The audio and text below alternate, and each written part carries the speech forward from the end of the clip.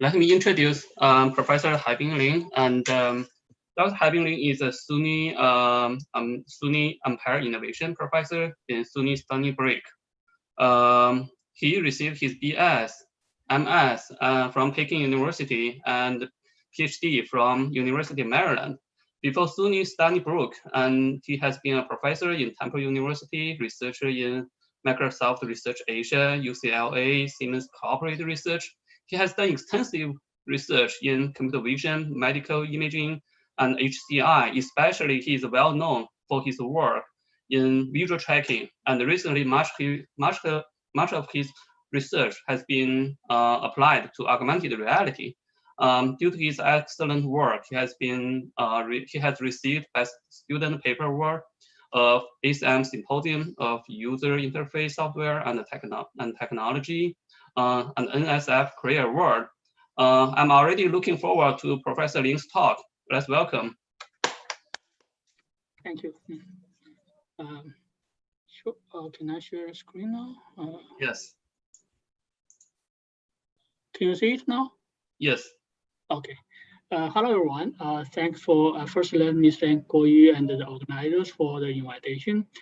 Yeah, it's really my pleasure to share with you guys our recent work on multiple orbit tracking. In fact, I noticed that the workshop is more on SLAM, and I have been hesitating a little bit because we do have some recent work on SLAM, but compared to multiple orbit tracking, so we decided to choose multiple orbit tracking because it's more comprehensive at this moment in our group. Okay, so the title of the topic is rank 1 tensor approximation for MOT. So this is a kind of a new tracking framework we have developed about several years ago, and we continue to improve that and extend that for different cases. So roughly speaking, I will first formulate the MOT problem as a multi-dimensional assignment problem, and then we will introduce our discovery of the equivalence between MDA and the rank 1 tensor approximation, and then we will talk about how to use rank 1 tensor approximation for MOT, and also model the structure and the context information. So after that, we will extend the framework to differentiable, and such that it can be embedded into an end-to-end MOT system. So, and after that, I will draw the conclusion. So due to the time limit, I will not get into details of techniques. So, but you are welcome to read our papers or send an email to me and for discussion. So multiple orbit tracking is a kind of a very popular problem in computer vision. So roughly speaking, its goal is to locating targets and maintaining the target identities across the time. So just like many other vision problems, it has many challenges like occlusion, appearance ambiguity, illumination change, and so on. Okay. So to solve to achieve better robustness, our intuition and motivation is to use higher order temporal motion and local context, spatial context information for this purpose. Okay. So, in this series work, we focus more on the association problem in MOT. In fact, MOT, and recently there's also other directions for improvement. But in this talk, we focus on the association part. Okay, so here we illustrate the basic setup like this. Okay, so roughly speaking, given 3 consecutive frames like t minus 1, t minus 2, we first detect some moving object, not necessarily moving, but detect some object, let's say. And then we find association across time, such that we can recover the trajectories of the objects. Okay. So we can also extend this formulation to tracking deformable structures. If we treat the deformable structure as a set of related objects, and then we can extend this framework to that one, as we will show later. So a natural solution to solve this kind of multiple frame association problem is through pairwise association between neighbor frames. We have two frames, and another two. We can just combine it together. Okay, so it boils down to finding the correspondence between two sets of points. So here, suppose we have two sets, and you can view these 2 points as detected objects. Okay, and then between each pair of object cross frames, we can define or we can calculate its cost function. We call it CIO-I1, and then we can model this problem as a very linear assignment problem. It's a very simple simple optimization problem with certain binary constraint. And the good thing of this kind of solution is there are no efficient solutions such as the Hungarian algorithm. Okay. So, but what we're interested in is usually more than 2 frames. Okay. So here we show a toy example for the formulation. Assume that we have k+1 frames and each frame has n detections. Okay, so here we use +1 just for notation convenience, and also we use n detections. I mean, we just fix the n, but in practice we can handle different different n by like for example using dummy points, something like that. Okay. So once we have this set up, I mean, the output, the expected output is trajectories over time, so which can be shown like here. So we want the trajectory to connect the object across different times, saying that okay, these objects are from the same one, and this can be naturally formulated as an extension of this linear assignment problem. So this is so-called multi-dimensional assignment problem. Sometimes people also call it k+1 partite problem. I mean k+1 because we have k+1 sets. Okay, so here's the objective function.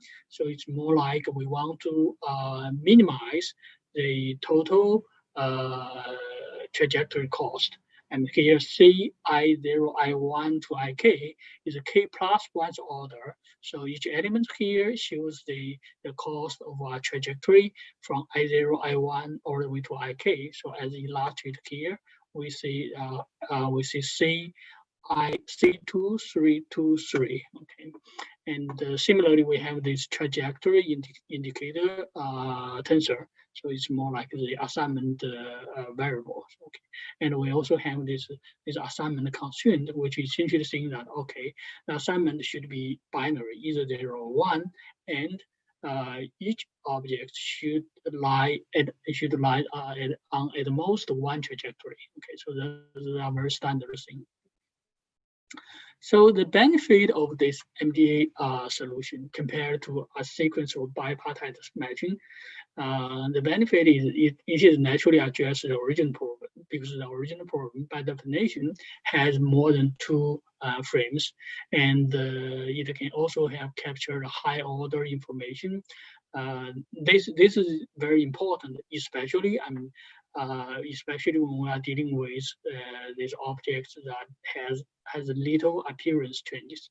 Actually, this is our original motivation, as we show in the first frame. At that time, our problem is to track, multiple vehicles from the airborne videos.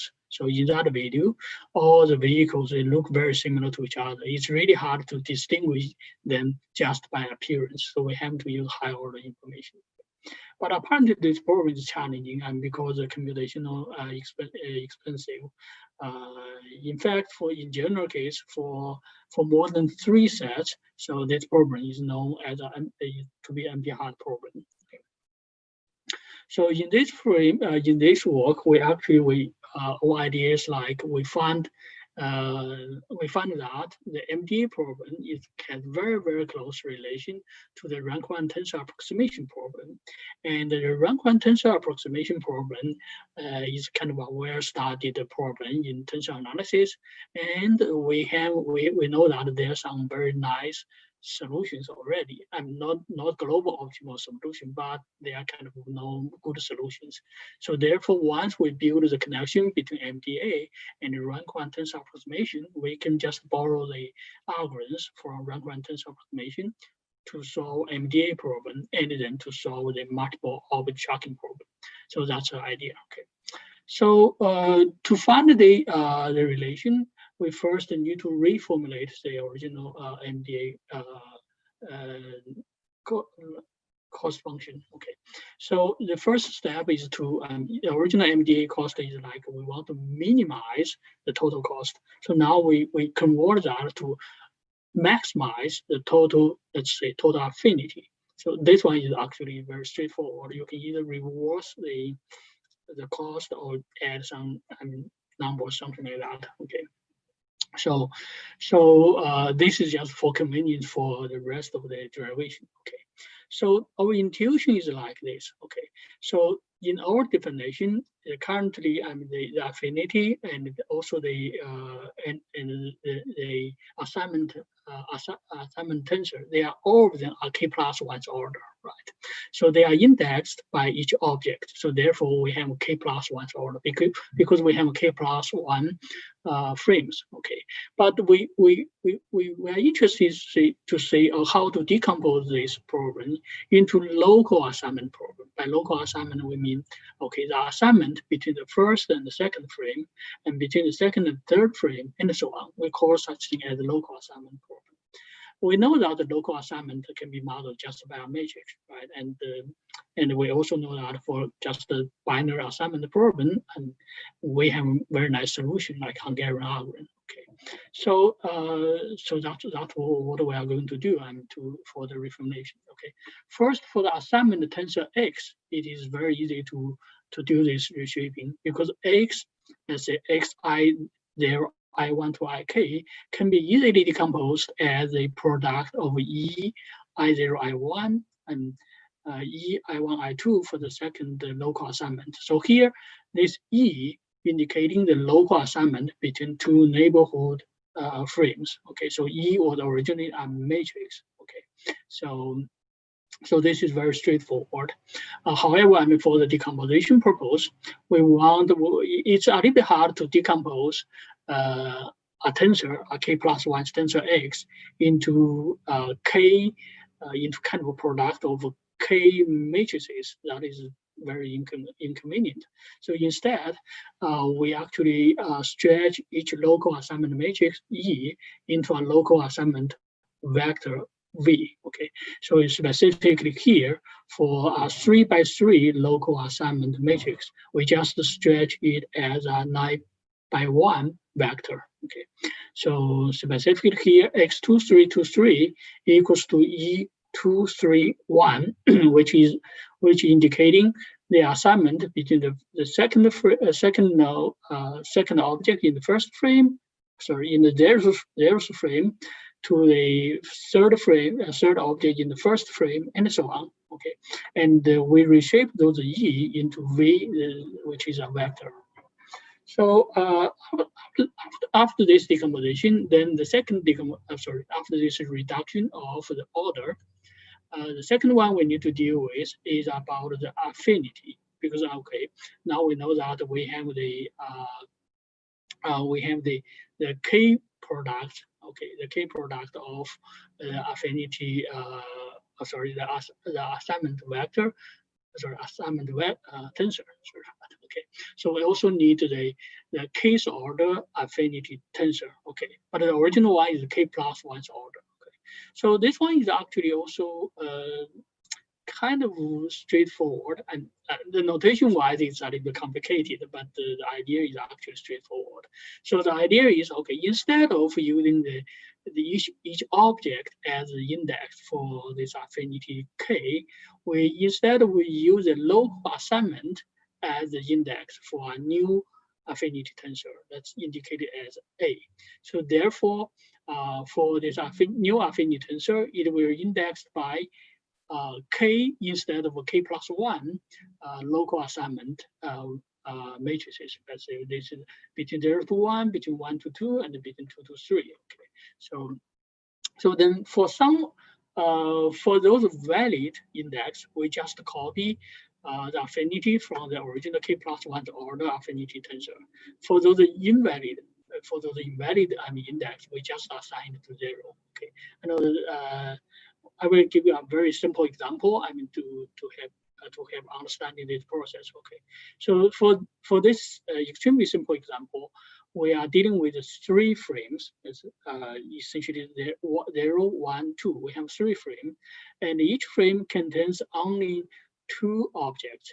So therefore, the original tensor is a 3rd order affinity tensor, that's S. So it contains 2 by 2 by 2.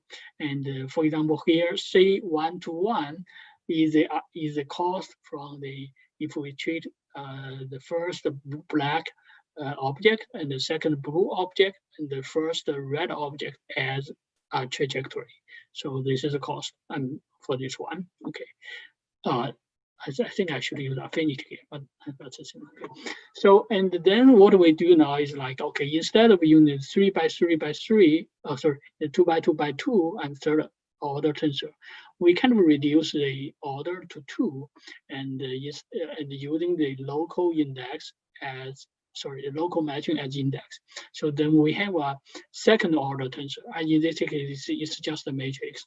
And then for example, this one indicating, okay, this local match and this local match. So they form together a valid trajectory. So this trajectory should have cost C111. So then we just copy C111 to this new tensor. Okay. So for some invalid cases, for example, if we want to join this blue one and this red one, they are not connected. They don't form a valid trajectories. In this case, we just assign 0 here. Okay. So by this kind of reformulation, we can easily convert the original problem to a new formulation. Let's say we have instead of k+1's product, we have actually summation. We have actually k summation here. So inside each summation, we have the new formulation here, and the inside here is a k product of v. V means the local assignment, and correspondingly, we also reformulate and rewrite the original constraint here. So it's just a kind of tedious but straightforward reformulation. Okay. So we go one step further to use some very nice and kind of looks more fashionable notation. Okay, this kind of notation is a k-mode tensor product of tensor A with a vector. Okay, so roughly speaking, this is just the extension of matrix vector product to a tensor. Right? So with this notation, we find out that okay, the original object function here can be rewritten as the tensor A first mode product with V1. V1 is the vector of the local assignment between the first pairs of frames. Okay, and the second mode product, okay, with V2 and so on till the case mode product with VK. Okay, so this is a new formulation. It looks nice, but why do we do that? Okay, so we do that because the equivalence between the problem named rank 1 tensor approximation. Okay, so the rank 1 tensor approximation is defined like this. Okay, given a case order tensor A, we want to find the k unit norm vector V1 to Vk. Okay, and a scalar lambda to minimize the reconstruction error. Okay, this error is measured by the Frobenius norm. Okay, so the formulation is like this one. We want the tensor product among V1, V2 to Vk to be as similar to A as possible up to a scalar lambda. Okay, that's the idea. Okay, so basically after some not that difficult derivation, so we find out. Okay, let's forget about lambda. We find out that this problem is equivalent to find out the set of vectors to maximize an objective function named g of v, which is defined like this one. So which is defined essentially by the square of the original tensor, mode 1 product with V1, mode 2 product with V2, and all the way to mode K product with VK. Okay, so by comparing this one with our new MDA formulation here, you can see they are very, very similar to each other. It seems the only difference is about the absolute value and the square thing, right? But remember that now we are dealing with association problem. So everything and every element in V and in A, none of them are negative. So therefore, we can actually safely just kick out this absolute value, these things, okay? So therefore, we find out that the MDA problem and the rank-1 tensor approximation problem, they have exactly the same objective function, okay? So this is the discovery we found, and apparently that inspires us to do something and borrow some ideas from rank-1 tensor approximation for our solution. So that's our next step. Okay. So then the frame based on this discovery, we come up with a new frame for this multidimensional assignment. So roughly speaking, it looks like this. Okay, given the original input problem, we treat this problem as a sequence of a local assignment vector, and we want to enforce this local assignment vector. But on the other hand, we construct this we construct this case order affinity tensor as what we described before, okay? And then we bridge these two parts with the rank-1 tensor approximation. So that's the basic framework here, okay? So then, as we mentioned already, the good thing of this discovery is there is already a classical solution for rank-1 tensor approximation. This is a famous tensor power iteration algorithm. And this algorithm not only has kind of very nice mathematical proof and to back up it, it also is very convenient for us to extend to handle all different cases. So we will show that very soon, okay? But here we want to mention something here, okay? So actually the original rank-1 tensor approximation problem, they request the solutions, each vector to be unit norm, okay? This may not be identical to the constraint for the MDA problem, because typically in MDA problem, we need an integer constraint. And we also need the L1 norm or row column and L1 constraint. So these are a little bit different than the original rank-1 tensor approximation. But the good thing is that the tensor power iteration is very flexible. So in our practice, we found out that we can just work on just revise the tensor power iteration algorithm directly. In practice, we didn't find the convergence to be something bother us. In fact, for the L1 norm constraint, we actually proved the convergence, but for the row column constraint, we didn't find out how to prove that. Okay, but it doesn't actually affect the practical performance. Yeah. So this is kind of an example. And this is a definition of this row column L1 normalization. Okay, so this is essentially what we defined before. Okay, so the next thing that as we mentioned, we can further extend this to model context. Okay, so this formula gets a little bit more complicated than before, but we can still recognize the first component here is A, L1 to LK, and so on. This is something we already know, right? This is our original formulation. And the second part, we say, okay, there's a new CLKJK. So this is apparently some kind of a cost, okay? And then the VLK, VJK. V is some local matching, right? So this part is essentially measures somehow the similarity between local matching. So as illustrated here, suppose between the second and third frame, so we have one matching from the first to second object, and another matching from second to third object across these two frames. Okay, so because this object, they are kind of neighbor to each other and spatially, so we hope that their kind of interaction should be similar, right? So therefore, we can somehow calculate some C to measure the consistency of interaction between these two local matchings. So this is the context information. Okay. So therefore, this is modeling, and the rest here is still just the same as before. It's just assignment constraint. Okay. So now the problem is we did prove that without this interaction part, the original part here, they are equivalent to the rank-one tensor approximation, but we didn't prove anything on this part, right? So actually, we don't know how to prove that.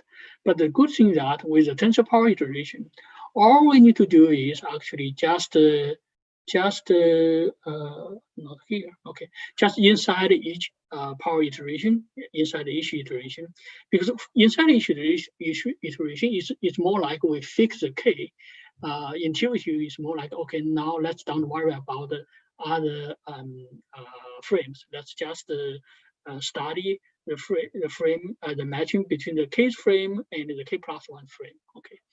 So by doing that, for each iteration for the block VK, in this case, we can actually merge these two types of affinity. Essentially, we can merge this AK and the CK into a new, what we call augmented tensor affinity. We can merge them together, and then inside this iteration, we can work just as if we are just dealing with some global power iteration. So therefore, we can easily revise the algorithm. So that's what we did then. Okay. So this is the algorithm we used for modeling and for tensor power iteration with modeling of the pairwise interaction. Okay. So you don't need to get into the details here, but I just want to say, okay, this is just the iteration, and for each k means between the k minus 1 to k's frame, and we do tensor power iteration, and then we do normalization here. This is inside each iteration. That's roughly speaking, that's the algorithm. So one thing I want to point out this is, okay, this repeat, I mean, if we fix the amount of fix the number of repetition, then every step here, they are essentially some linear operation. So therefore, this can be done, and this can be made differentiable if we fix the number of iterations. This is something we are going to do very soon. So this is just some results we applied at that time. Okay. So next, let me speed up a little bit. Okay. So as we said, we also extended the framework to handle structure tracking. Okay. So in this case, we want to track the deformable structure. These are partly in medical imaging.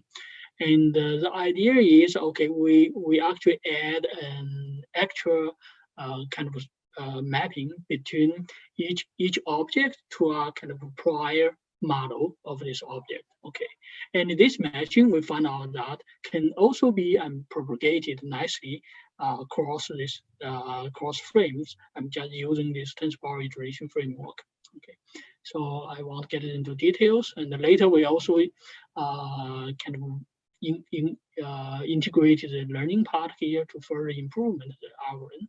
So this is the results for this part. Okay. And finally, as I mentioned before, okay, if we fix the number of iterations, we can easily actually make the association step end to end. We can make that step differentiable. And therefore, once this is differentiable, we can make the we can actually end to end learn the affinity between all kind of objects in a potential trajectory, right? And we can also, and before affinity, we can also learn the feature extraction from that. Okay, so therefore we kind of concatenate all these components together. We form an end-to-end MOT system. And here's some detailed component for each part. That a little bit tricky, but It's end-to-end. Okay, and also just to mention some recent trend in MOT. It's not only from our group. Recently there are several other groups.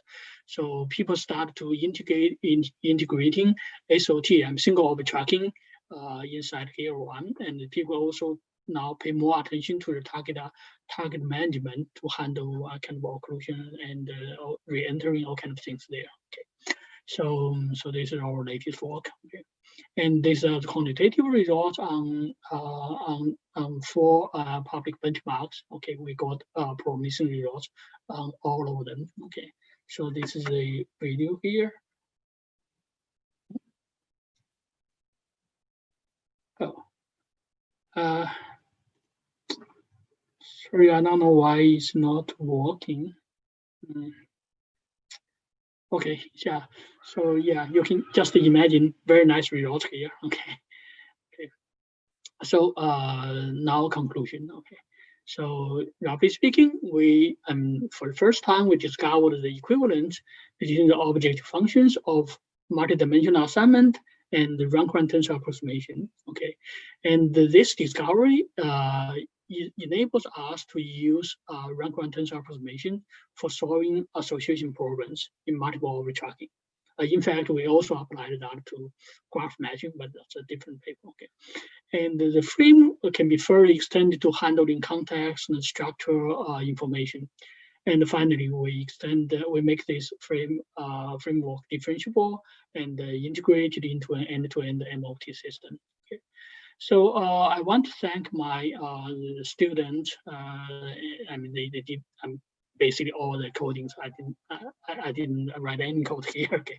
So and also my collaborators here. And this work is supported partially by National Science Foundation. All right, I think that's all here. So thank you for listening. So I think I can take questions now. Okay, fantastic, and thank you very much, Professor Lin, for your great talk. We have some questions.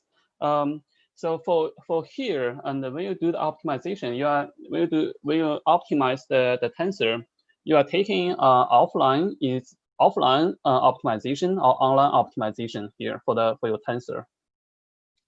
So by online, offline, you mean I assume that you are talking about in the context of tracking, right? Right. Yeah. So, yeah. The version we use is offline. So basically, we kind of using a fixed length window. Let's say the size of the window depends on the kind of scale of the problem. Let's say suppose the window size is 5, and then for every window we have 1 frame for overlapping, so that we can connect them together. But the algorithm, current algorithm is offline. Okay. So in offline and online tracking, I think and when you have new frames coming in, so if we are doing that for online, new frames coming in, and if we, for example, we already have a very big tensor. In this case, optimization for the entire big tensor of tracking would be very time consuming. In this case, do you think there is some drop off strategy to be used here to increase the speed of tracking? Yeah, we actually, not in these papers, we actually have another paper we did use this one for online tracking. So in fact, the speed is not a big issue as one may sort of, because the tensor here, the tensors are highly sparse here actually. So we apparently we don't use the original, the tensor modification. We use the sparse version. Yeah, that's a reason. Yeah. Okay. Actually, this question is asked because I saw you have done quite a lot of object tracking. And in structure from motion and SLAM visual odometry, and there are also quite a lot of tracking involved. And but actually, tracking is somehow determines the entire pipeline's performance. And in this case, is point-to-point tracking. And I can imagine for factorization-based structure from motion or other tracking algorithm, point-to-point tracking would be very time-consuming and compared with the object tracking here. So that is the part of the reason we ask for the optimization, and because I can imagine this could be used for the for structure, for motion, for this kind of the tensor based. And have you ever tried any kind of this application to SLAM algorithm in point tracking? We tried a little bit, okay, but not online version. Yeah, I think several years ago, I have a student. She's working with me for motion segmentation. In that case, because it's still offline, we have the video already. So we have, we first extract a lot of feature points, and then we use this tensor power iteration thing to do the association. Yeah, it may not be tracking, but anyway, that's it. When we now we are also working on SLAM systems, but it's too expensive so far to apply this framework for SLAM system. Right? So SLAM system, this key point based SLAM system. The number of targets is much more than the tracking system I'm currently using. Yeah, it's something like easily goes to several hundred to a couple of thousand points. Yeah. And in this case, that is very, very expensive. Yeah, exactly. Yeah, and one more question is, could you introduce a little bit about the end-to-end tracking frameworks, the loss function for those frameworks? Okay. So this one, right? Okay. Right. I think the loss function is loss function here is not something special. It's just a standard one. Okay. So here I would say, at least when we design the system, the first challenging part and kind of complicated part is to make this power iteration differentiable. Mathematically, we know straightforward it is differentiable, right? Because it's just linear relation. But for the derivation, especially for the implementation, you need to be very careful because everything including tensor. And this is one part. And another part actually, we think it's more plays a more complicated role is actually the affinity subnetwork. So which is shown actually in the bottom of this slide. So basically, we want to explicitly to capture this motion information, right? So for implicitly, it's like we have one object, it's some coordinate, the second object with another coordinate. We can calculate their motion directly, right? But however, this kind of calculation is hard to be treated as to model in the end-to-end system. So what we did here is essentially, okay, for one object, we draw a bound kind of rectangle square region, centered by this object. Let's say the object at time t, okay. And then for object at time t minus 1 and t plus 1, we use the same box. So therefore, when we put the three boxes together, okay, so their misalignment, their location will be implicitly encoded into this feature, this affinity calculation. So that part is very tricky, I would say. Okay, I got you. Okay, I think we here we are about at the time right now. I would like to thank you again. There are more than 100 people watching your talk, and I would like to represent all of those more than 100 people to thank you for your great talk. Yeah, thank you, everyone.